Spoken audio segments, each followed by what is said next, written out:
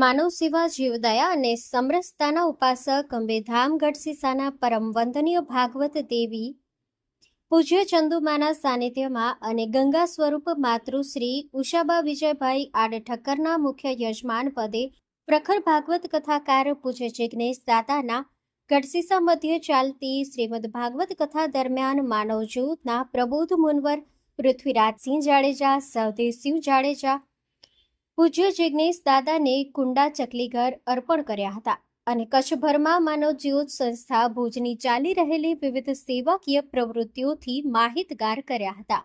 પૂજ્યશ્રીને સંસ્થા દ્વારા સાલ તથા માનવ જ્યોત સંસ્થા ભુજની પ્રવૃત્તિઓની બુકલેટ પણ અર્પણ કરાઈ હતી. પૂજ્ય જિગ્નેશ દાદાએ માનવ જ્યોત સંસ્થાની માનવ સેવા જીવદયાની પ્રવૃત્તિઓને બિરદાવી સંસ્થાને આશીર્વાદ પાઠવ્યા હતા. મહેશસિંહ જાડેજા તથા જયેશભાઈ વ્યાસ સાથે રહ્યા હતા. JNT news Bhuj.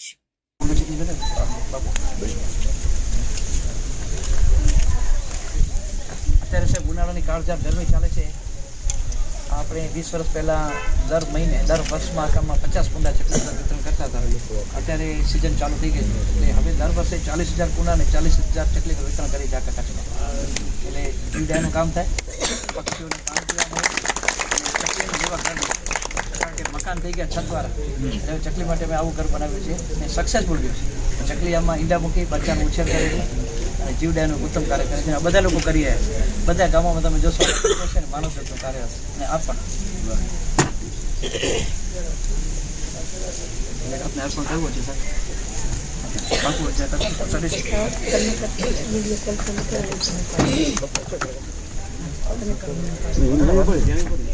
આપણે બધા સાથે મળીને આ કાર્ય કચ્છમાં પહોંચાડવાનું છે. પક્ષીઓને પીવા પાણી મળે ને તો એનાથી ઉપરાંત જીવદયાનું કોઈ કાર્ય નથી. આ શ્રેષ્ઠમાં શ્રેષ્ઠ કાર્ય છે. બધા જોડાજો ને અમારી સંસ્થા તો તમે ખ્યાલ છે કે દર વખતે દરેક ગામોની અંદર મેં વિતરણ કરીશ.